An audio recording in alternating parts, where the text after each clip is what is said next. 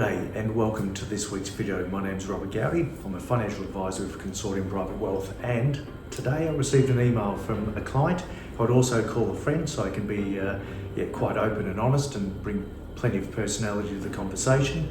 But it's essentially an email saying that went out with the kids and they decided that it would be a good idea for everyone that if they were to get their inheritance now, get their money now, and that would be best for everyone. And this was obviously quite concerning. It put my client into what I'd say is a stressful scenario where she's been asked for money. She's mid-70s, so the runway for retirement could be 10, 15 years or perhaps even more. So these are quite stressful things for people, and we need to understand that as we get older, smaller issues stress people more than what happens early in life. As we get older, perhaps the world closes in a little bit, smaller things become more stressful. And this was definitely a stress point where she's got her children and grandchildren asking for money now. And this is not just small amounts. This is money to buy a house, money to start a business, things like, so we're talking tens of thousands, if not hundreds of thousands of dollars. And my client is well-to-do and has worked hard, but it's not a huge amount of money. So I thought I would cover off this issue that there is real pressure out there, and I acknowledge that people are struggling as interest rates go up. So I need to be mindful of that. So there is financial stress out there, but in asking retired people that have worked their lifetime to accumulate this money is putting a lot of undue stress. And I think what I'll do is do a video on when is it appropriate to gift substantial amounts of money to the next generation.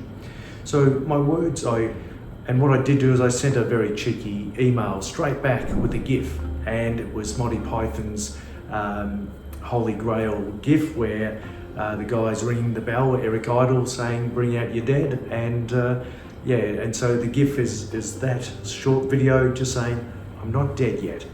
And my client is only mid-70s. She could be about to mid-90s. It could be 20 years from now. So gifting money and sacrificing your own retirement is something that I'm not going to recommend for my client, because there isn't just enough, and retirement is long, and there's all sorts of implications. There is Centrelink implications. The thought was after I sent the cheeky email, I gave a call straight away, and we enjoyed a good laugh, which was excellent. I know them well enough to be honest and have the laugh. But the kids were implying that you gift the money, you go into Centrelink. So for a single pensioner, after 5 years, because it'll be deprived asset for 5 years, you can only give away 10 grand per year. You then go on to 27.5 grand per year.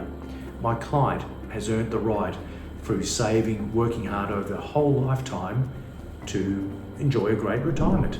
So I'm never going to say to a client to do that. There's other implications. Aged care.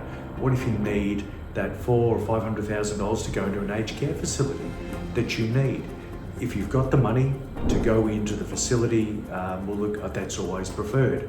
I need this facility and that bed when it becomes available. And there's also capital gains implication, that if you're selling down assets that have unrealised capital gains, particularly if it's outside of super, so there's all sorts of negative implications. So I've been very encouraging that, you've worked hard, this is your retirement.